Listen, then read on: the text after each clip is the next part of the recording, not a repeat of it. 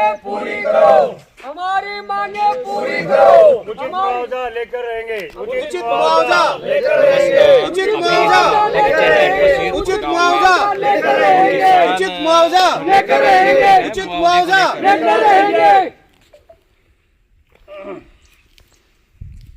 जी किसानों की जो ज़मीन गई है लॉजिस्टिक हब में, इनका कहना है कि उचित मुआवजा मिले। आइए जानकारी लेते हैं क्या कुछ इनकी मांग है। जी, मेरा नाम कृष्ण यादव। हमारी मांग है कि 2013 कानून के एक्ट हमें पूरा मुआवजा मिलना चाहिए। अब सरकार कह रही है, HSIDC के MD कह रहे थे कि भी 30 लाख रुपए आपके हमने सही बनाए हैं, तो उन्होंने ये जवाब नहीं दिया 30 लाख किस हिसाब से बनाए हैं। अगर 30 लाख बनाए हैं तो उसके साथ भी हमें सेक्शन 26 से 32 तक की जो हमारी मांग है वो देनी चाहिए, जैसे कि प्लाट देने चाहिए, रोजगार देने चाहिए। ये चीज़ें हमें कुछ भी नहीं दी गई। आश्वासन दिया गया था कि भी आपको सारी चीज़ें मिलेंगी। हमें जब ये रजिस्ट्री करवा के आए थे हम, तब कहा गया था कि आपको नौकरी भी मिलेंगी, प्लाट भी मिलेंगे, लेकिन वो सारी चीज़ मौखिक थी, आश्वासन थे हमारे पूर्व विधायक के। लेकिन अब उन्होंने स्पष्ट मना कर दिया भी आपको कुछ नहीं मिलेगा, 30 लाख ही आपके सही रेट है। तो हम चाहते हैं सरकार से मांग कि हमें पूरा मुआवजा मिलना चाहिए और RR मिलना चाहिए हमें। जी, ये वैसे तो डार्क जोन कहा जाता है इस एरिया को, पानी की मात्रा भी कम है, इधर फसल भी कमी हो रही थी, तो उस हिसाब से शायद आपको सही रेट दिया होगा, क्योंकि जो रजिस्ट्री होती है उसके लगभग 2.5 गुना दिया था आपको। नहीं, मार्केट वैल्यू देखनी चाहिए थी ना। 2.5 गुना तो दिया था। कलेक्टर रेट 9 से 13 लाख रुपए, 13,30,000 रुपए कलेक्टर रेट था, तो उसके 100% सॉलिटिम दिया। लेकिन RR तो नहीं गया, पूर्ण स्थापना और पूर्ण निवास तो नहीं दिया गया हमें। जी। वो चीज़ें भी तो चाहिए हमें। क्या जमीन देने से ही सब कुछ थोड़ी हो जाता है? उसके साथ हमें जिसके सारी जमीन चली गई, जिसके 5 किले चले गई, तो उसको रहने के लिए, बसने के लिए, रोजगार के लिए कुछ चीज़ें तो मिलनी चाहिए। अब वो बिल्कुल ही कंडम हो गया है, उसके पास कुछ नहीं है, ना फसल करने के लिए, ना मकान बनाने के लिए, कुछ भी नहीं है, जगह ही नहीं है। तो ये चीज़ें तो देनी चाहिए ना। जब जमीन अधिग्रहण की गई थी उस टाइम पे तो इस क्षेत्र से कोई भी ऐसी मांग नहीं उठी थी कि हमें कम दिया जा रहा है मुआवजा। उस टाइम ये मांग थी कि भाई उन्होंने बताया था कि आपके अधिग्रहण के हिसाब से 30 लाख ही बनते हैं, तो हम सोचे 30 लाख ही बनते होंगे। जब हाईकोर्ट का 2024 में फैसला है कि इनके साथ गलत हुआ है, 30 लाख नहीं 65 लाख मुआवजा मिल रहा था, तब हमारी आंखें जगी है। 65 लाख कहाँ मिल रहा था? इसी जमीन में मिल रहा था।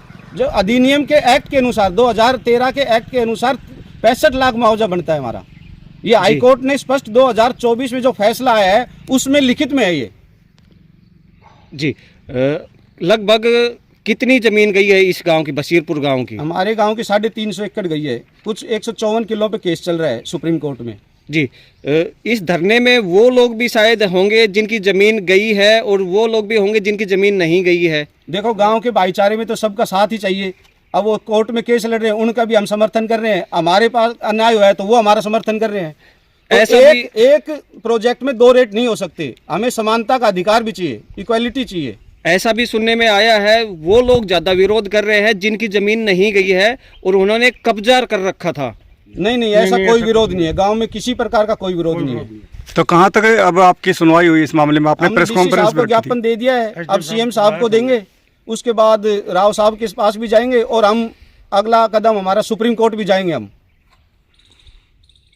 इसके बारे में अपना परिचय दो पहले। मेरा नाम सुरेश कुमार, गांव बशीरपुर। जी, हमारे को ये कहना था कि भाई जैसे सब फर्स्ट में हम धरने पे बैठे थे, उस टाइम पे कुछ आदमियों ने कह रहे थे कि भाई ये राजनीतिक धरना है। कल हमारे ही एक किसी पत्रकार ने हमारे यहाँ आके 2 आदमियों की फ़ोटो बना के वो वीडियो चलाई है कल ही।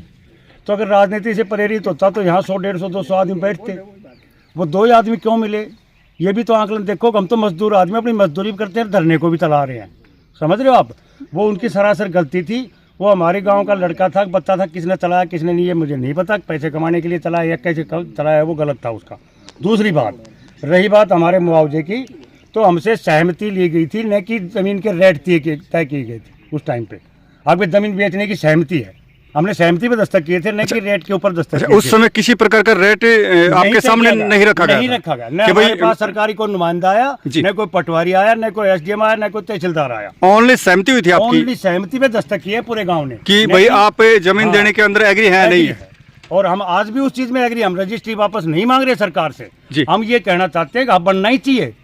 पर हमारे को हमारा पूरा मुआवजा और हमारे बच्चों का पुनर्वासन ये दिया जाए।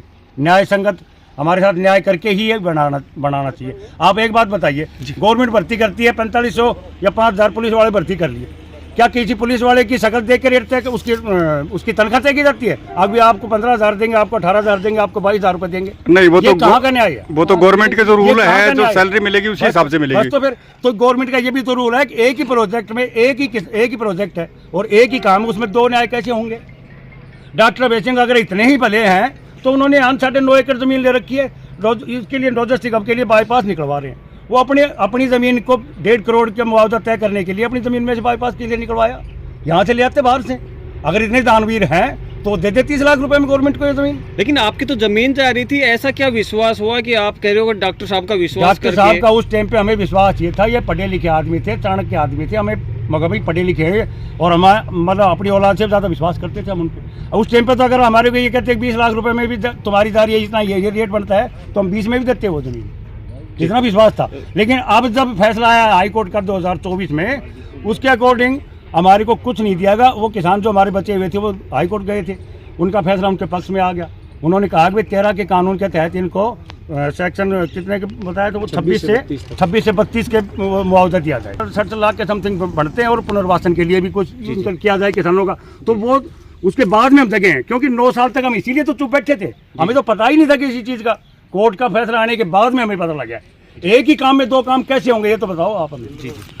90 और 92 लाख रुपए दिए गए इसी प्रोजेक्ट में। हमारे गांव की जमीन तो रोड में भी ली थी इससे पहले, उसको 30 लाख रुपए में लिया गया है। क्यों? भेदभाव किस लिए? जी भाई, क्या नाम है आपका? महेंद्र जी बताइए क्या कहना चाहेंगे? जी, महेंद्र नाम है, फादर का नाम प्रताप सिंह है। गांव कौन सा होगा आपका? मैं बसीरपुर गांव से बिलोंग करता हूँ। आपकी भी जमीन गई है? हाँ जी, मेरी भी जमीन गई है। मेरी जमीन गई है रोड में। अच्छा। हाँ, और जो अब के साथ जो रोड बना है ना, हाँ, उसमें जमीन गई है और उसका मुआवजा भी यही दिया गया और तो रजिस्ट्री जैसे करवा ली कि गई। आपकी जमीन गई है तो आपने फिर वो जो पैसे मिले उनका क्या क्या जमीन खरीदी या कुछ और काम में लगाए? कुछ क्या नहीं किया, वो तो पट्टे में हो गए जी। पट्टे में हो गए? और क्या, बर्बादी हो गई। यानी कि जमीन भी गई और आपके पास में अब कुछ है भी नहीं आगे पीढ़ी के लिए कुछ नहीं बचा ना कुछ भी उसमें। क्या बचना था? 30 लाख रुपए में क्या होता है ये तो बताओ। अच्छा। अब वो कई टुकड़ों में थी, मतलब भाई साझेदार और भी थे ना उसमें। जी जी। वो 1 किला जमीन गई, वो रोड में गई, जबकि रोड का तो अलग वो होता है, कलेक्टर रेट अलग ही होता है। जी जी। और वो 30 लाख में रजिस्ट्री करवा ली गई। ये हमारे साथ सबसे बड़ा धोखा हुआ है। जैसे कि इस गांव की जमीन गई है, उसमें अभी खेती कर रहे हैं किसान या फिर नहीं कर रहे हैं? हमारे पास है, कब्जा हमारे पास ही है। हमने क्या रखा है, उसका कब्जा छोड़ा ही नहीं है। जी जी। तो अब आगे क्या कुछ मांग है आपकी? क्या कर रहे हो आप? आगे तो मांग मैं कह रहा हूं, कब्जा हमारे पास है। जैसे अभी तक कब्जा जब तक नहीं छोड़ेंगे तब तक हमारे साथ न्याय नहीं होगा। पूर्ण रूप से न्याय नहीं हो जाएगा, हमारे बच्चों का भविष्य तय नहीं करेंगे, पुनर्वासन नहीं होगा तब तक न्याय वो हम नहीं छोड़ेंगे कब्जा। कब्जा तो हमारे पास ही है। कब्जा हम उसी टाइम पे देंगे जब हमारे साथ न्याय हो जाएगा। मर जाएंगे मिट जाएंगे, कब्जा छोड़ेंगे नहीं हम। जैसे कि रोजगार के लिए भी कहा गया था कि हर घर से एक को रोजगार बिल्कुल कहा मिलेगा गया था। हमारे को जब सहमति ली गई उस टाइम पे उनके जो गुर्गे थे या काम करने वाले थे, उन्होंने सबने ये आश्वासन दिया था कि भाई उचित आपको रेट दिया जाएगा और हर परिवार में से किसी न किसी को नौकरी दी जाएगी या कोई योग्यता के आधार पर या प्लाट दिए जाएंगे। जब हमारी जमीन जा रही है तो हमारे को तो ये तो आप पुराना इतिहास उठा के देख लो, जिसकी भी जमीन जाती है। मादरा एम्स में भी एक प्लाट दिया गया है कमाने खाने के लिए। जी जी। तो हमारे को भी तो पुनर्वासन के लिए कुछ चाहिए, हमारे बच्चों के लिए वो तो व्यवस्था करे। हमने भी तो सरकार को जमीन में दी है, कितना योगदान है हमारा बताओ। तो हम विकास चाहते हैं, बट हमारे को हमारा पूरा वो मिलना चाहिए। गाँव बसीरपुर जी। हमने समाचार ही पढ़ा, अखबारों में पढ़ा है। हाँ। एम्स के आधार पर ये ली गई है। जब एक प्रक्रिया जो भी यही प्रक्रिया लगाते हैं, वो एम्स वाली प्रक्रिया एक लगाते हैं, लेकिन इस प्रक्रिया में फ़र्क क्यों होगा? मेरे 10 किले गए रेलवे के अंदर, रेल हमेशा अधिग्रहण करती है।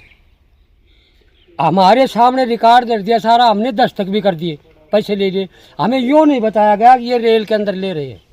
वही रेल की ज़मीन मेरे पड़ोस में छीलो गाँव है, उनकी 92-93 लाख रुपए की है। ये ऐसा एक प्रोजेक्ट है तो इसमें भेदभाव कैसे किया गया जी? बसीरपुर गांव की कितनी जमीन गई है वैसे?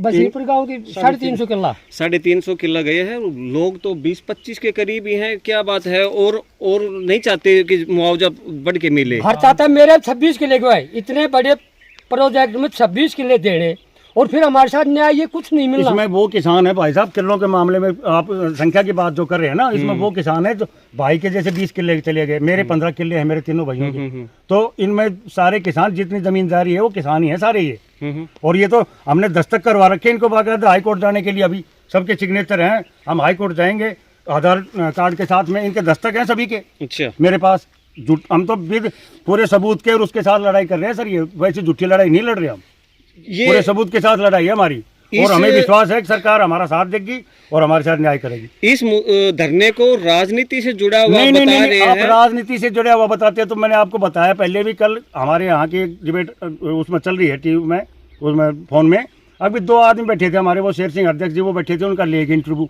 उनको सुनाई भी नहीं देता। मैंने उनसे कहा था फोन करके, भाई कल 11 तारीख है, सावा तगड़ा है, 13 का लगन लोगन आ रहे हैं, हम गाँव में लग रहे हैं और हमारे को हम नहीं आ सकते, आप 2 दिन बाद में आ जाओ भाई। अगर ये राजनीति होता तो यहाँ 200 आदमी कम से कम होने होते और यहाँ लंगर चल रहा होता, राजनीतिक होता तो।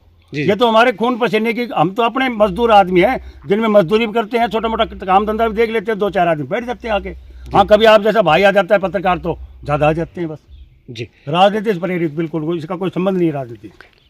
कोई 26 किले जाकर दिखाओ और फिर वो यहाँ गुजारा करके दिखाओ। बिल्कुल, इतने हम बाहर लेते हैं तो 60-70 लाख रुपए में किलाता है, हमारी आधी जमीन में नहीं आएगी, लेंगे तो भी। जी, अगर सरकार में रखे तो हमारी को इनकम टैक्स देना हमारे पड़ता को है। एसडीएम साहब ने बुलाया हम था 10 कैसे दिन गुजारा पहले, करें? जमीन हमारे का को 10 पैसा दिन है। पहले बुलाया था एसडीएम साहब ने, 5-7 दिन पहले हम गए थे उनके पास, वो ज्ञापन दे के आए हैं, उन्होंने भी यही बात कही। अभी आपके तो 27 लाख रुपए बन रहे थे, आपने 30 लाख रुपए दे दिए गवर्नमेंट ने, मगर 27 बन रहे थे तो 30 किस लिए दिया एसडीएम साहब? जी, जी। या तो 3 हमारे से वापस ले लो, जी, जी। या फिर ये तो आप, हमें तो ये चाहिए कि भाई 9 साल से ये प्रोजेक्ट बना क्यों नहीं, अगर जी, ये सही था हाँ, तो हाँ, हमें तो इस चीज की इंक्वायरी करवा दो आप, जी, जी। इसमें कौन दोषी है, हमें तो ये चाहिए खाली। अब क्या लगता है आपको, कितने रुपए और मिलने चाहिए? हमें ये लगता है 13 के कानून के एक्ट के तहत हमारे जितने भी बनते हैं सरकार से, हमारी यही डिमांड है, हमारे चाहिए बनो 42 चाहिए बनो 52 चाहिए बनो 65 या कितने भी बनते हों, वो उसका उचित उसका आकलन करके और मुआवजा विद ब्याज सहित हमें दिया जाए।